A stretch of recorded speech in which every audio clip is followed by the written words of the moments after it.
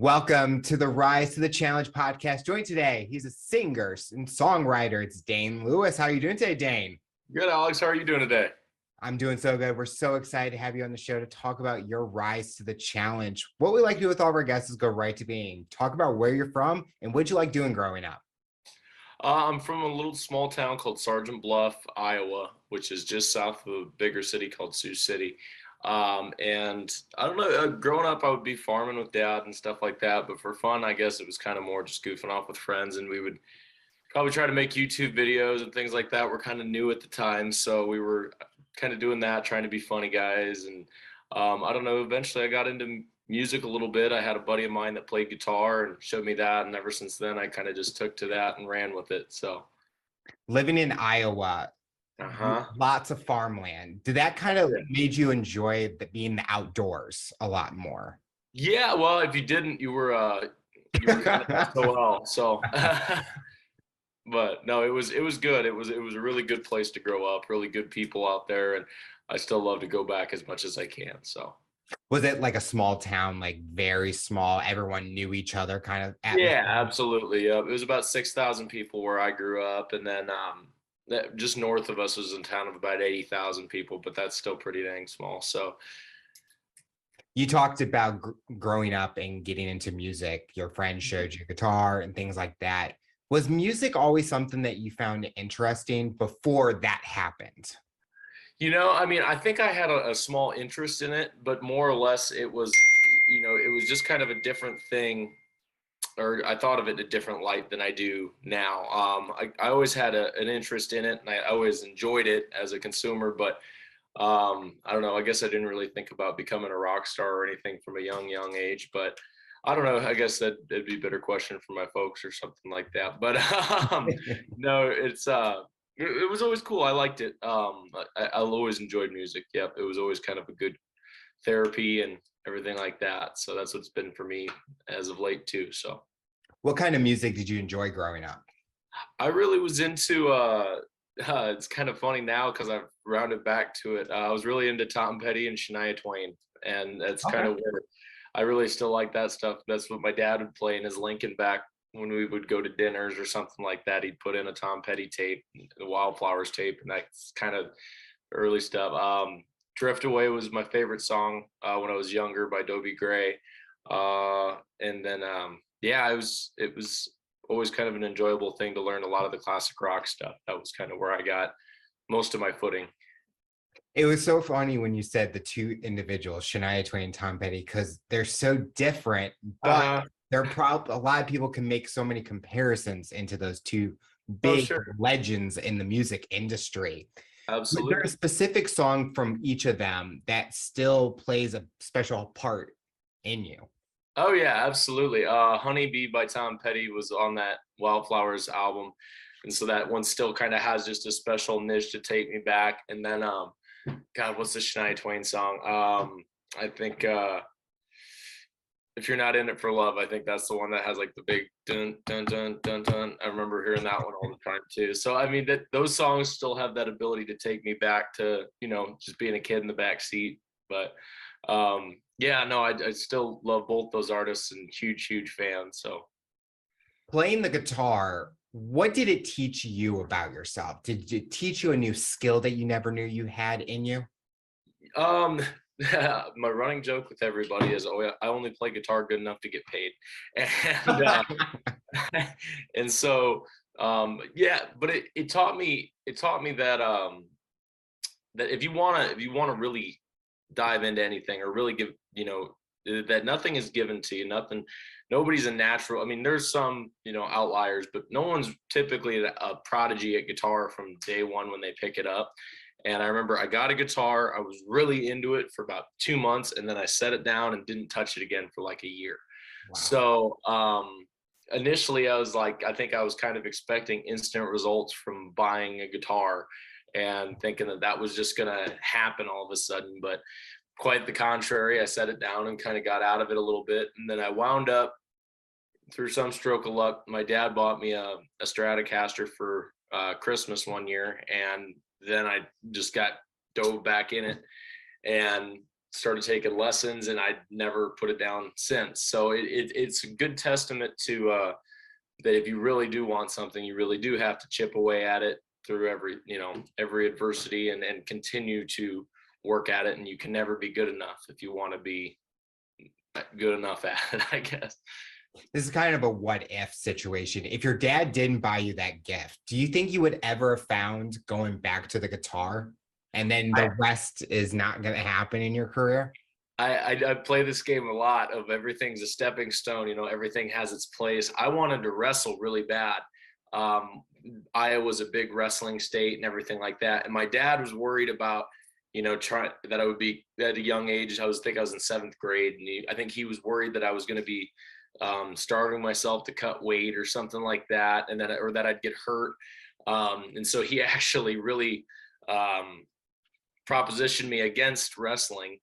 And I fought him tooth and nail on it. And he goes, why don't you just take some guitar lessons and everything like that? Like you bought that guitar. And I was like, I don't want to do that anymore. I think that was kind of just a fad. And I really want to wrestle. And he's like, I really think you should take guitar lessons, but it's your choice. And I said, okay, I want to wrestle. And he goes, take guitar lessons for 2 weeks. He goes, that's the only thing. He goes, if you don't like it after that, I'll shut up. And then I took the first guitar lesson. I learned a Tom Petty song, and I learned a Zeppelin song.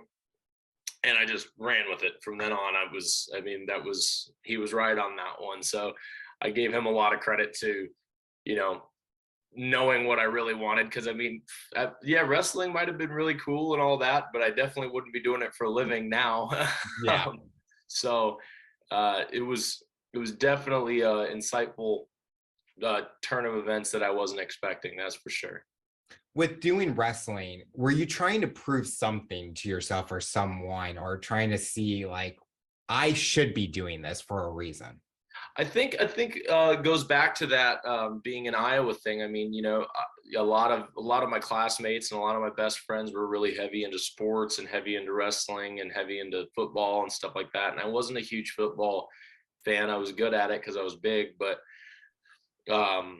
like I saw a lot of my buddies signed up for it that first year they could do it, and they absolutely loved it. And I was just, I wanted to fit in with that. I only had a couple friends maybe that played music, and it just wasn't a very prevalent thing at Sergeant Bluff to be a musician. It was sports and everything like that. So I think I was kind of following the crowd a little bit too much with that. So I'm glad I broke from that for sure. It's almost like music kind of gave you a new identity, not in like a bad way, but like it kind of sparked something out of you that people maybe didn't see in you at the time. And it's amazing because a lot of people have that secret hidden thing that they love doing, and many people don't realize they can do it. Right. And I was right there. I didn't realize I could either. And it was, it wasn't overnight with that either, but I was following the crowd with it a lot, and I'm so glad that I got enlightened to being able to do something different that I wouldn't have expected otherwise. As you're growing up, did you have anyone in your life that was a motivator and inspiration for you? Definitely my mom. She was fantastic as just somebody to talk to all the time and somebody to bounce ideas off of, and just she always had an overwhelming sense of goodwill. And I cannot tell you a time in my life I've been mad at my mom. My dad and I wanted to rip each other's heads. He's since passed, but he and I wanted to rip each other's heads off, probably twice a week, every week. And, and I still look up to him to this day more and more. But my mom and I have never in my life had a disagreement even, and she just so I guess her overwhelming sense of just being a voice of reason and, calm, inspiration, I think that was a huge person I looked up to. And then I don't know, a lot of the friends around me, I guess I took a lot of influence from, and some are still around, some of them are still close, and some of them aren't. But I trying to take the best of everything, and I think that was more or less my mom just telling me to take, the best advice from everybody. And, if there's anything you don't like, try to stay away from that. And I don't know. I guess I'd say my mom in a word. Did you feel that you were kind of playing things safe, not a risk taker growing up? Yeah. That's kind of funny. Yeah. I really, you know, there was an element that always wanted to, I think, be a risk taker or just kind of roll the dice. And, there was a sense of, if you put out good in the world, good will come back to you. I always had that, but I more or less kind of kept it between the lines and didn't really stray too far from what's left or right, which is funny because now it's the total opposite. But yeah, I kept it pretty between the lines growing up for sure. I always ask myself that question because I'm like, should I have been a risk taker? I think I was playing things too safe. But then as I get older, I'm like, okay, I gotta like roll the dice. I gotta be like I'm in Vegas, but not go Yep. too far, like gambling Right. everything. I'm not going all in, but Right. I always ask that question because getting into your career, you're going to be taking those risks and Oh stuff. yeah. So it's like something changed over time where you kind of knew that you had to take it. And we're definitely going to talk about that. Now your career, people know that you're a singer. Was college ever in those cards for you, or you wanted to go straight into music? So a little bit of both. When I was younger, I wanted to be an architect and go to Iowa State University, which is a huge architectural school. And, I wanted to do something that was tangible and something good. Well, then as I got deeper into the music stuff, there was absolutely no thought in my mind that I hated college. I hated the idea of it, didn't want anything to do with it. But my dad never got to go. So he wanted me to go really bad.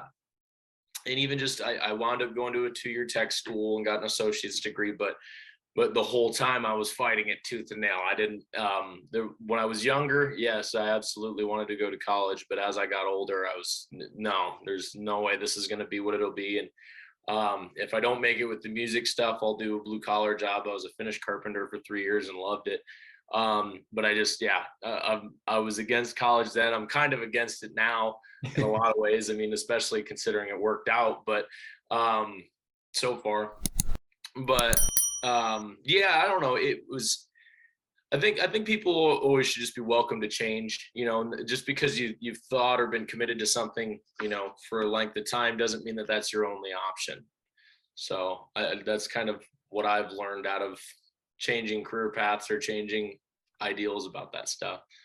Was it more of the structure, like set, like with the music industry, you kind of have that creative freedom in a way. Yeah. With school, and when I went to college, it's like, you have to be here at this time. You have to do this. It's like, where's that opportunity where I can take what I'm learning, but feel that creative freedom while I'm doing that? Absolutely. That's very, very well put. No, that's exactly what it was. And I mean, I think it's not like a fight the man thing, but it is a desire to not conform to whatever the societal norm is, or the the strict parameters of that, versus, if I want to write a song, I'll get up at 4 a.m, if I can't sleep or something, and write a song, and it doesn't matter. Like that's what I can do. It's channeled chaos rather than, structured situations that college puts you in or whatever.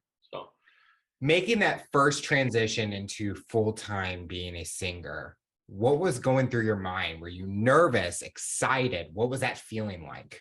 all of the above. It was 2020. I decided to do it right at the beginning of 2020.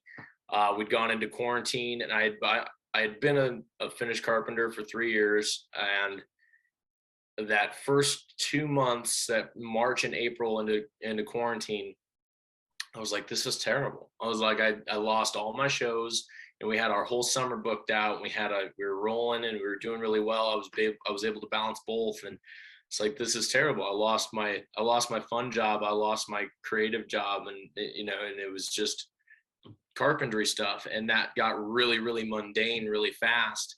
And I just decided, well, we're going to go on a stroke of luck here. If everything falls apart, I can always come back or start farming or whatever. But if I can make it as a musician during 2020 and survive, I'll make it any year and survive, was kind of my outlook on it. So just decided to go for the gills, started doing live streaming things and working on an album. And I had a lot of great friends me that were, producers and musicians that were really, really talented.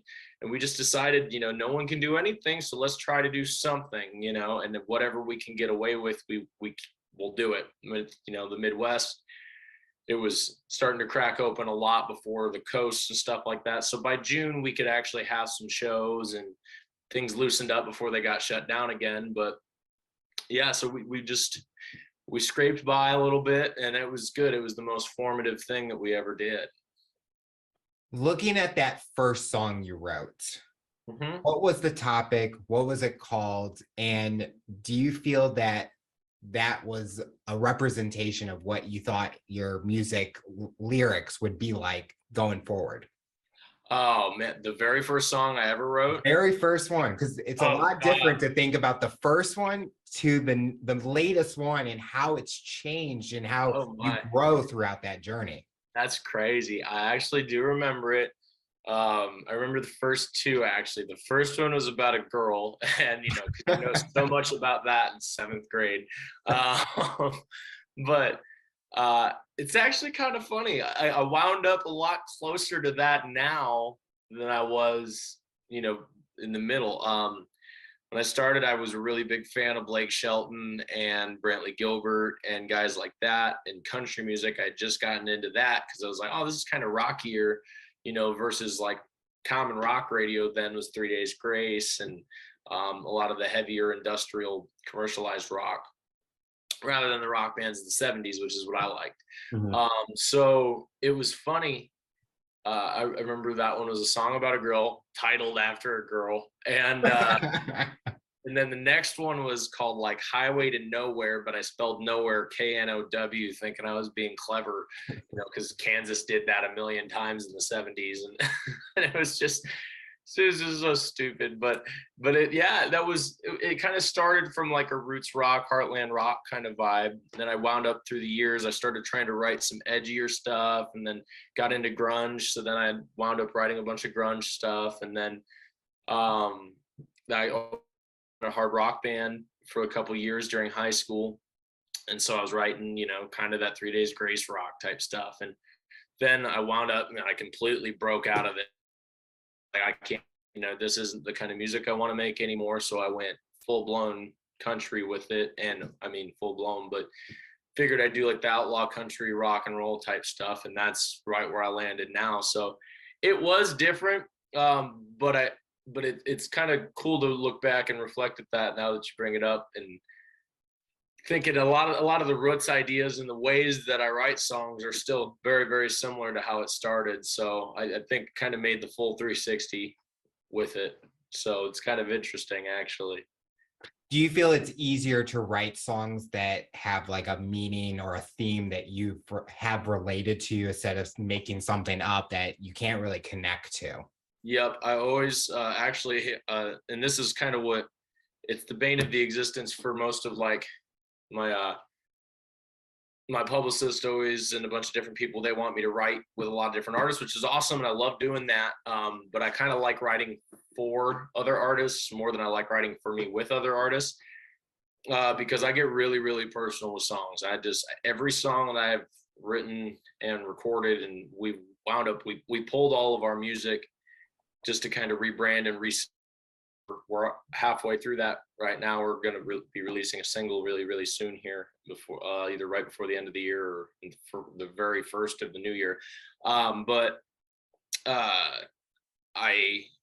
Every song that I've written or played or performed that are my songs are something I've lived to a degree, whether it be a verbatim story of something that happened, or whether you embellish a little bit, but it's derivative of an actual experience. So I always make sure to at least put enough of actual it happened in there. And I kind of pity, not like in a condescending nature, but I really pity that like a lot of young artists that are like, in their early teens and stuff like that, and they get thrust into a goal of stardom or in a role of stardom. And I always said, like, they didn't live anything yet, though. They didn't have a chance to go out and live anything yet. So their stories might be cool, but they didn't live it. And so that I made sure to do a lot of living in a short amount of time, so that I could optimize, my stories, but also, take advantage of being younger as well. So yeah, I always try to make sure they come from actual stories. You bring up such a great point where it's like these teenagers are talking about relationships and things like that. And I'm like, there is no way this is what happened in your relationship. Right. You're watching some soap opera movie that is talking about this stuff. And you're saying, oh, yeah, I lived this at 13. It's like, I was just trying to play on a baseball team at 13. I don't even know anything about this stuff. Right. Yeah. It's I was so playing wild video that, games, eating Twizzlers. yeah, Yeah. it's just horrible where it's like, I think a lot of nowadays fans can really know if that artist can connect to what they're talking about. Right. I mean, then Twitter goes crazy and they're like dissecting every line and stuff, but you really can tell based on them talking about the song how much it means to them, and even when they're singing it. And I feel like as a listener of music, that's what I like in an artist. They are talking about something real and authentic because there's so many people that can relate to it.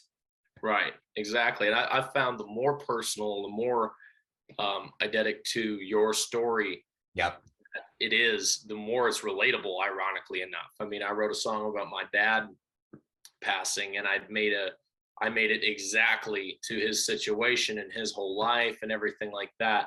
And everyone's like, oh my God, that was my dad. I mean, he didn't drive a 73 Kawasaki as a drag bike, but like, I know exactly what you're talking about. And it's crazy. The more personal you make a song, or the more you feel a song, the more people feel you. So I just try to not manufacture anything as a habit too. Cause yeah, I mean, and yeah, you'll get a lot of kicks out of a lot of songs through the years and everything like that anyways. But overall it is kind of interesting just to listen to these younger artists, and God bless them, they heart broke, but I drove here, I drove there. It's like, you didn't have a driver's license, so no, you didn't. Your mom and dad were driving you everywhere. Yeah, exactly. Drop you off at the movies. Don't pick me up till 6, Mom. But yeah.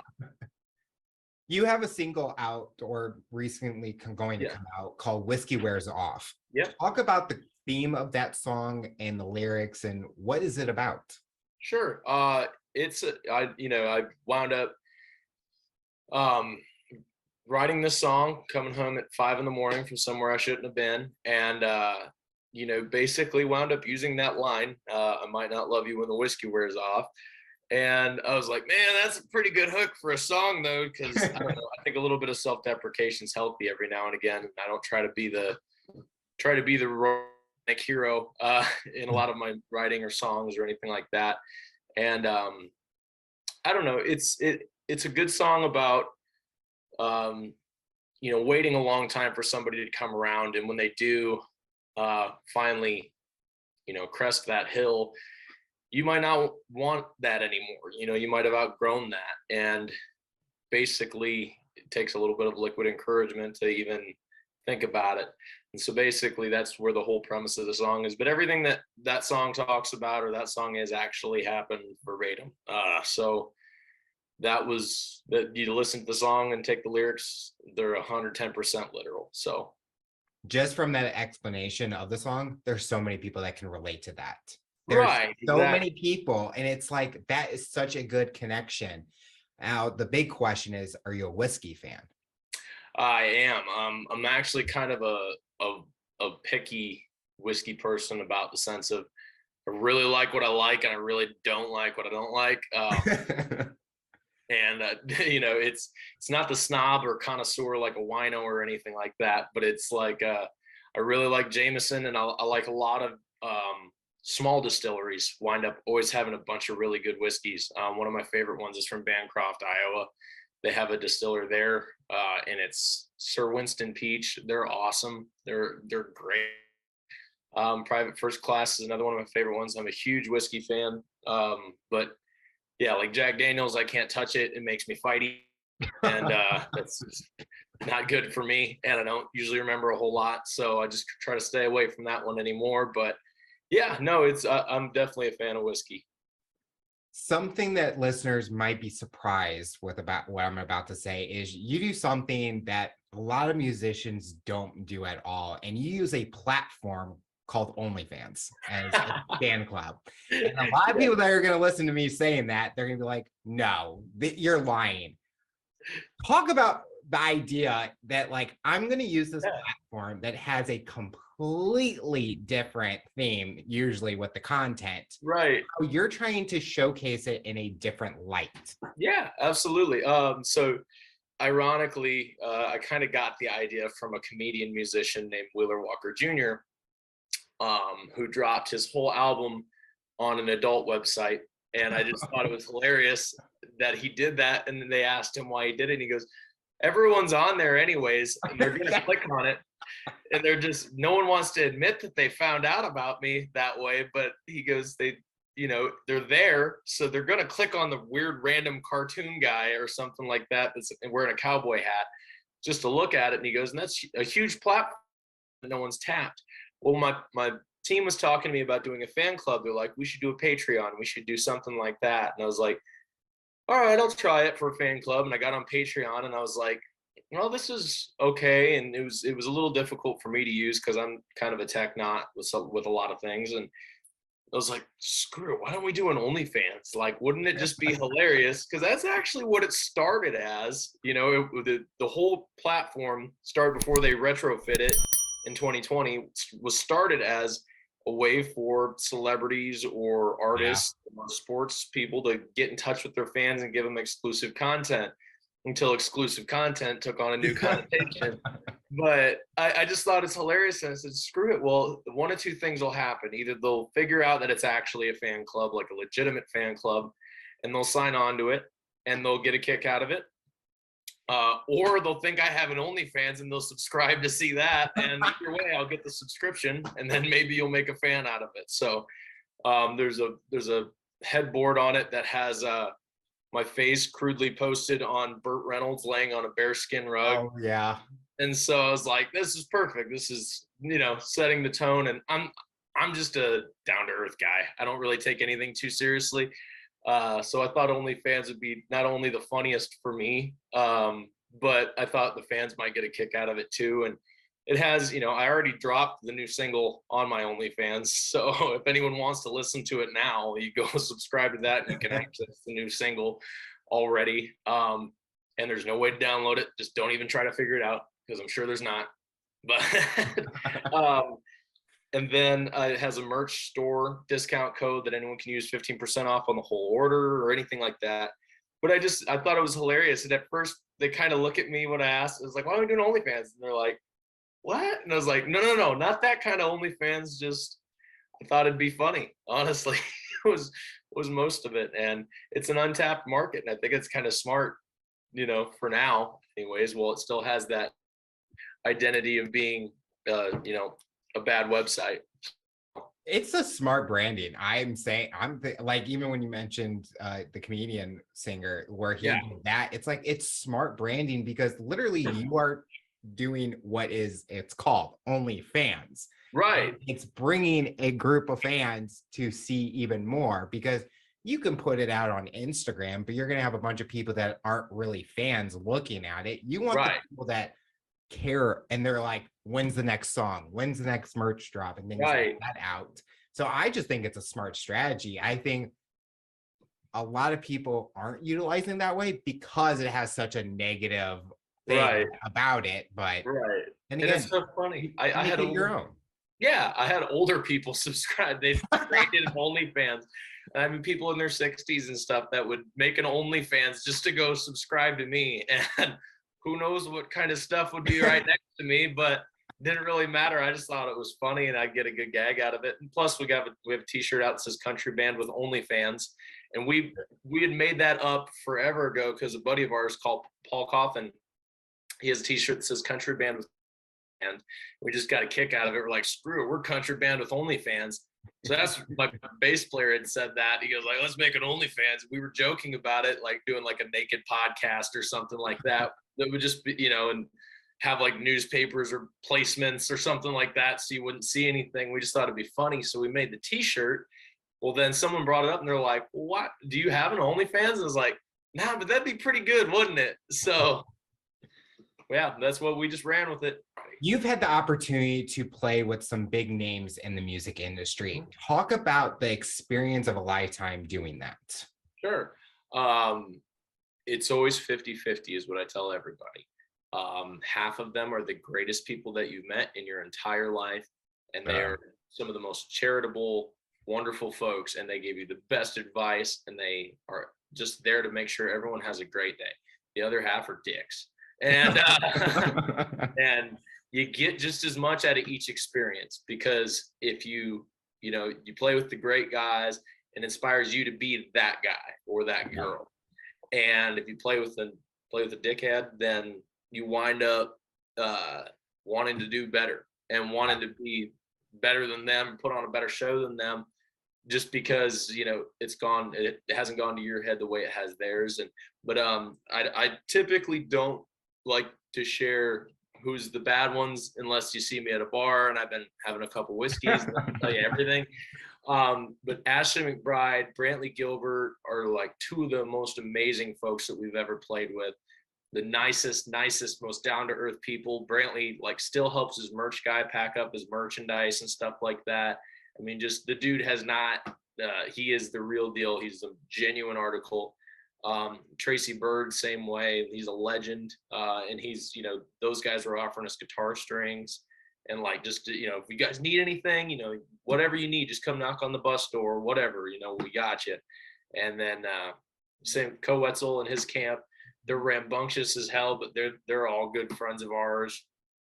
And it's crazy. So a lot of them, it is a really awesome experience. And that's always the most fun show. And the thing is, people come to those shows. I mean, they come to every show to have fun, but they especially come to those shows expecting to have a good time. So when you put on your best that you can, they're there to receive it the best. You don't have to win them over near as much. So it's kind of nice in that sense too.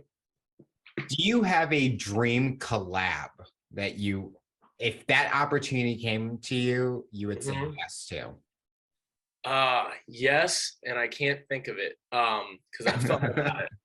I mean, as far as modern artists that we could do a collab with, I mean, I'd love to work with Lainey Wilson or a bunch of different. As far as female artists goes, Ashley and Lainey are awesome people that are in our wheelhouse right now. I don't know. It's just I think it'd be fun to get in with a heavy rock dude or something like that too, or maybe Whiskey Myers would be a cool one too. But as far as what would be a unique one, it's failing me. But if I think of it, I'll let you know. Yeah, I guess as a cop, I'd say Lainey or Ashley would be awesome to work with. Is there a place that? Are you traveling a lot for concerts and stuff? Are you trying to stay local in a certain region, or how does that schedule go about for you? So we're booked out. We're based out of Nashville right now, and over the last 6 months, we've been working on a record and kind of chipping away at getting our feet wet around here and trying to take the most of this experience here. But in the new year, we affirmatively will be touring a lot around the whole United States. That's the plan. We're kind of making some changes right now that are for the better of us. And, we've been associated with some different folks that are amazing for our career and some folks that weren't. And we're kind of breaking some of the bad ones. And we're starting fresh with a lot of things. And it's been very refreshing to look forward to the new year. I'll say that for sure. So we're actually looking at a new tour rig right now, and we're looking to get out as soon as the new year starts. We already got a couple shows booked, so it's been fun. We got a plan for single releases through the next year. We've kind of been holding back on that for the last year, so expect a lot of new music and a lot of new dates in 2023 for sure. Was it easy or hard to make the transition from Iowa to Nashville? It was both in a lot of different ways. It was easy in the sense that this is the only place that so many of these connections and opportunities happen. And this is the easiest place for a musician to get along in the sense of not necessarily financially or for fame, but as a musician, you're surrounded by other musicians that have a lot of different good ideas. And you take the city at, its core, not just its face value, there's a lot of fantastic opportunities that you have here that you won't have anywhere else.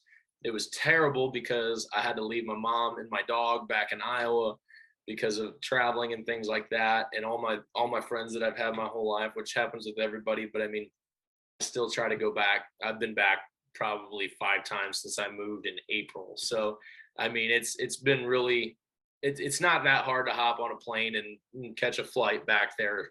It's super, super easy, and there's a direct flight from Nashville into an hour north of where I'm from. So it's I'll catch that one a lot. So it was difficult. I kind of have it on two gears though too, and every time I go home, I'm thinking about home stuff. I'm thinking about the farm, and I'm thinking about everything else, and I'm not focused on music at all. And then I come back here and I get into work mode. So it's nice to have those two differences too, and it's an affirmation that I do need to be here. We talked about your career, but getting more personal, what's something fun you like to do nowadays? When you're not working, what do you like to do? I like riding motorcycles, man. That's kind of one of my bigger things that I like to do. It's been a crazy year. I haven't got to do it near as much as I wanted to in the past, even in the past couple of years. Just trying to get a lot of things going, but I like riding with a lot of buddies, and I don't know. I like shooting guns. Not necessarily hunting all the time, but I used to be a big hunter when I was in high school and stuff. I just really don't have the time to put the best foot forward and do it right as much anymore. Especially not being back in Iowa. I plan on going hunting a couple times back home, but really like target shooting and stuff like that. I'm a big fan of that. I don't know. Kind of work too, man. Being a gearhead, and talking about old cars and talking about old trucks and stuff like that. I'm really into that too. So. That's kind of what's been fun for me, other than like obvious things like my buddies always go boating out here. Obviously love doing that, but I mean, who doesn't? So I was gonna say, you wake up at 4 a.m. to write songs, you might as well just go out hunting at that time. Exactly. Yep, might as well go right after. Yep. Well, I was thinking when you mentioned like motorcycle, boating, gears and stuff like that, I'm looking at your shirt that said the NHRA, and I'm like, oh yeah, okay, yeah. that I know where he's going with it, because usually you can tell a lot about a person with just the logos and shirts. I mean, yeah. I'm wearing something. I don't even remember. It's Tommy something. It's a golfer, Greg Norman. Like, oh yeah. I'm like, I can't even tell you what I'm wearing. So but I do love golfing too, though. Actually, I do love golfing whenever I get the chance to go out. It's more of an excuse just to drink on a Sunday, but for me, yeah, I love it. Love that. If I got better at golfing, I mean, my kind of place is Top Golf than actually on the golf course. Because if you're a house on a golf course, you might as well get your insurance card out, because I'm hitting the window. Yeah. They got them diamond plate windows, man. They have to. They bounce balls off them all day. It's hectic out there. I couldn't sit on the patio, just catch them in the head all day. The final question I'll ask you, for someone that's listening to this interview based on your journey and experience, what tips or advice would you give them to overcome obstacles, accomplish their goals, and rise to the challenge? The biggest thing that I've told everybody, and the thing that I've come to learn, and I have to challenge myself to every day, don't compare your journey to others. Yep. Go at your own pace, and don't worry. It doesn't mean you have to put blinders on. Let it be your motivation. Let it be, someone else. But just because some kid might have hit it at 16, and all of a sudden they're a superstar, doesn't mean you're inadequate, doesn't mean you're incapable. Just because, somebody wrote something this week or put out a song that's amazing, or someone did a better job acting, or whatever you're doing in your life, someone got the job before you, or better than you, or doesn't matter. It was only supposed to happen at the right rate for you. And I'm a firm believer that everything has a purpose. It doesn't necessarily have to be a divine intervention or destiny, but every step you make and every avenue that you are exposed to has a purpose, has a better reason. So not comparing yourself to others. Comparison is the thief of joy, is what my buddy always says, and that's the simplest way to put it. So in order to persist and continue to drive, that's what everybody tells you, is just keep working, keep hustling, keep thriving and grinding. Yeah, but in order to do that, don't compare your journey. That's my biggest piece of advice. Well, Dane, I want to thank you so much for coming to the show and talking about your rise to the challenge. You're inspiring so many people, and we are excited to see what the future looks like for you. Thank you very much, Alex. Talk to you again sometime soon, man.